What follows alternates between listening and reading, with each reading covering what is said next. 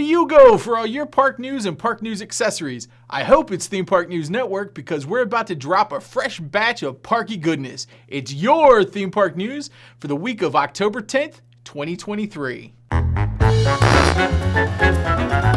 Theme Park News is brought to you in part by USA Today. Subscribe now for just $1. Wait, this guy said what about us? You know who this show isn't brought to you by? Us. USA Today. I don't even think this guy has any subscribers. Actually, is it possible to cancel a YouTube show? Because we think if anyone can, it's us. USA Today. Hello, and welcome to the show that 14 subscribers describe as adequate. I'm Matt, and I'm back again because it turns out you can't cancel a self-published show. But enough of that self-deprecation, we've got headlines to get to.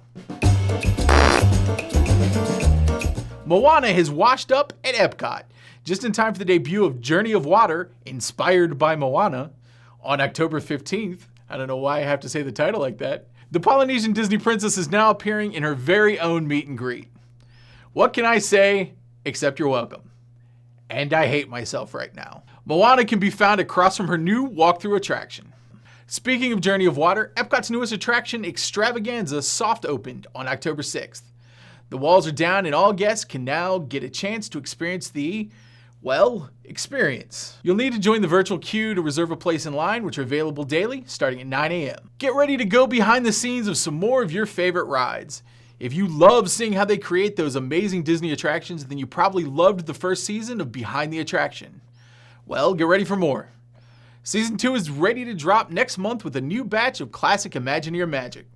6 more episodes are set to blow the lid off of the Indiana Jones Adventure, Pirates of the Caribbean, Big Thunder Mountain Railroad, Epcot, Disney Food, and the Nighttime Spectaculars. I can't get enough of these shows, even the stories I've seen hundreds of times. I hope you guys will be just as excited when Season 2 of Behind the Attraction drops all episodes on Disney Plus November 1st. Get ready for the Candlelight Processional 2023. The popular holiday tradition at Epcot has announced its scheduled lineups of celebrity processioners, processionists, processionaires.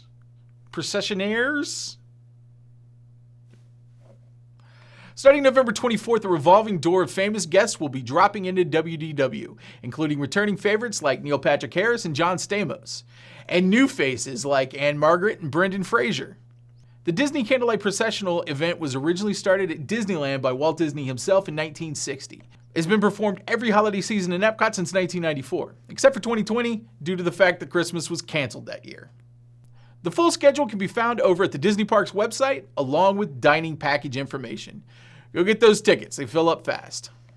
Official Disney legend Dick Van Dyke showed up in Disneyland and did his very best to blow up the internet with a tidal wave of social media videos. The 97-year-old Mary Poppins star waved from balconies and hung out with the Dapper Dans. This is such a heartwarming, sweet story that I don't even have a joke for it. We just need to move on. Universal is launching a new credit card in 2024. Cardholders will receive exclusive perks and benefits, including the ability to earn rewards for Universal products, experiences, and travel. Members will get access to special food, beverages, merch, and an exclusive VIP lounge coming to the parks. Great, I guess I'm going further into debt just so I can feel special. Thanks, Universal. Haven't you got enough of my money this year? I guess not. Panthers visited Universal Orlando this week and probably ate some freaking people. I can't imagine the carnage that happened when the Jungle Cats got tired of waiting for Velocicoasters. How did they even get in? There's no way that those fingerprint detectors are equipped to handle a panther paw.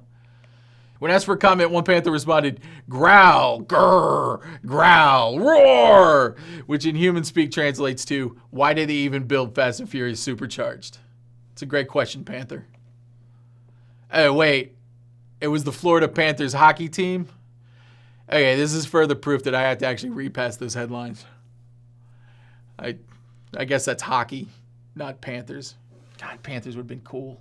I wasn't cool enough to be in a theme park this week, but guess who was? A bunch of vloggers. Man, I wish there was a way to see what they were doing. Expedition Theme Park had a history of Dr. Oddfellow. Fitting, seeing as it's Halloween season. Want to know all there is to know about this year's HHN icon? Find out over at Expedition Theme Park. Randomland visited a killer haunted attraction in New Hampshire. Join Justin as he braves the scary sights at Haunted Overload. That is honestly one of the coolest looking attractions I've ever seen. Travel along over at Justin Scard. The Diz just rebranded and they're trying out some cool new video concepts with the Diz Unlimited. Rhino is sitting down with fellow Dizzer, Erica, to talk about what a second Disney Halloween party could be. Check out the gang over at the Diz Unlimited. I was thinking a lot about USA Today's 10th best Halloween event, Universal's Halloween Horror Nights. But no one cares what I have to say, so I went out and found an expert. Welcome to the show, man of many talents, actor, professional wrestler, haunt enthusiast. He co-hosts the terrific Hunters Podcast. Hunters Podcast. I don't know why I just said podcast like a British person. Anyway, it can be found over at the most excellent Thrill Me Podcast Network. It's Party Man, Zach Hilton. Podcaster, actor, professional wrestler. Is there anything you love more than haunt season? My wife. Oh, nice. The wife made it in. That's good. Yeah, no, haunt season's great though. Haunt season is something, weirdly, we both kind of, I feel, found it opposite of each other, but together. We're talking HHN, the event that USA Today is called the 10th best Halloween event. It just beat out that home haunt in Missouri. How do you not put Not Scary Farm, the originator of these things, but you do put Six Flags? Right. No, I mean, it's definitely, I think there's got to be some kind of weird voting thing. So what got you into Horror Nights? When did you become obsessive over this stuff? What got me into Horror Nights is that I love going like Hollow Scream. Back then, I just did a Hollow Scream, Haunt, stuff like that. But then my friend told me that Universal does a Halloween event and it has IPs, like they officially use the IPs. And he went to and showed me the merchandise from 2007, which was Leatherface, Jason, and Freddy. I freaked out. I was like, are you kidding me? I can go through these things? So in 2009, I went and I had a good time. I went with them. They didn't really do a good job leading me but even back then, it's like, if you don't go on a direct path, you're effed. You're not getting through all the houses. So I think my first year, I probably went through 3-4 houses. Then I went back 2013 with Brooke. And ever since then, it's just slowly becoming the thing that I live for the year. You know what I mean? What's it like being able to share this with your family? Like, your wife, Brooke, wasn't a fan. What was it like seeing her become a fan? It's really great with Brooke kind of finding a love for it. So much so, when we first went, she didn't wear anything horror. She never wore like horror t-shirts, anything like that. This year, every day we were there, which this is the most we've gone, 4 nights, every night she had a different horror shirt. She transformed into a fan of the event, kind of like you, where it's like, not a horror guy, but boy, oh boy, this is like the funnest event. What's your favorite house of all time? Favorite house of all time? Loaded question, but it is The Bride of Frankenstein Lives. That's a good house. That was the moment, because I went through the COVID year and the year after. So by the time I was done, I literally went through that house a record 47 times. Wow. Yeah, well, because like during the COVID year, it's during the daytime. And it's 2 houses, that and Tooth Fairy. And I went through it over and over and over. But the reason why it's my favorite is because it takes their classic monsters and sequelizes it for just you. No one ever is going to get The Bride of Frankenstein Lives. But if you go through the house, it's like you got your own movie. All-time favorite facade?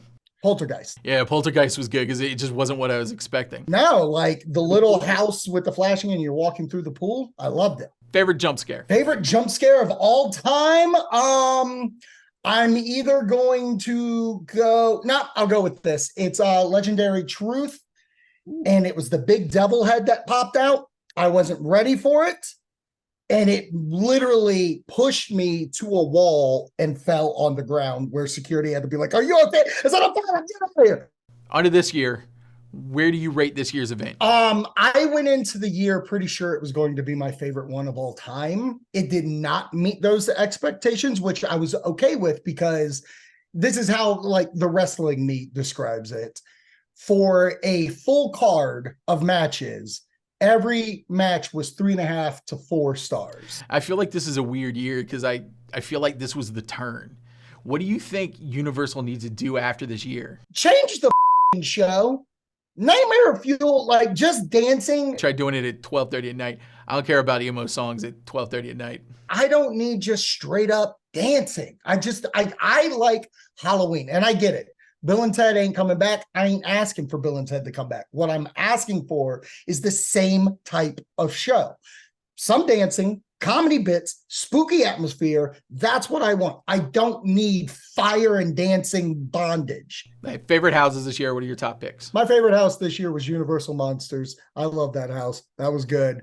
I love Stranger Things and Yeti. Yeti's amazing. What's on the bottom? The bottom, like I said, Choose Thy Fate. I'm not a big fan of. I didn't even realize Merlin was that tree. Yeah, I didn't know Merlin was in the tree. You didn't say that out front. But yeah, those are my bottoms. Best moment this year? I mean, I loved being able to go through Stranger Things 4 because I think that was my favorite lead up. A dream scenario. If you could have one house, what would it be? One house. It's obviously going to be an IP choice. Yeah, IP. Don't just make up some random crap we don't know what it is. You can just put Zach Hilton's Thrill House. I don't know. I've been through Halloween, the original Halloween twice, like they're two different versions. I don't know if necessarily there's a big draw IP for me anymore for me to go to A Nightmare on Elm Street is the closest thing. Okay. If they do A Nightmare on Elm Street, the original, I would be in. Okay, big close. Where can everybody find you? Hunter's Pod on Instagram, Thrill Me Pod Net as well. Catch Zach over at the Thrill Me Pod Network. Should I just end this? Will it record? How does technology work? That was a fun show. We had headlines. We caught up with park vloggers. Party man Zach Hilton popped in for one of those interview things. Oh man, what did we learn on this show today? I learned that the most important gifts are the friends we meet along the way. And that USA Today hates me. They hate me so much that they started sending me their stupid newspaper. Haven't I been punished enough? If you dig what we're doing here, do those Tubi things. Like and subscribe. And if you hate this show, also do it. Because I need this. I really, really need this. I have a lot of gambling debt. I think that was one of my bookies right now on the phone. Comment below if you have something to say. And join us next week for another round of news and pithy comments. My legs are probably going to be broken because of the gambling debt. Bye, guys. It was low energy, wasn't it? Probably shouldn't end the show on gambling debt.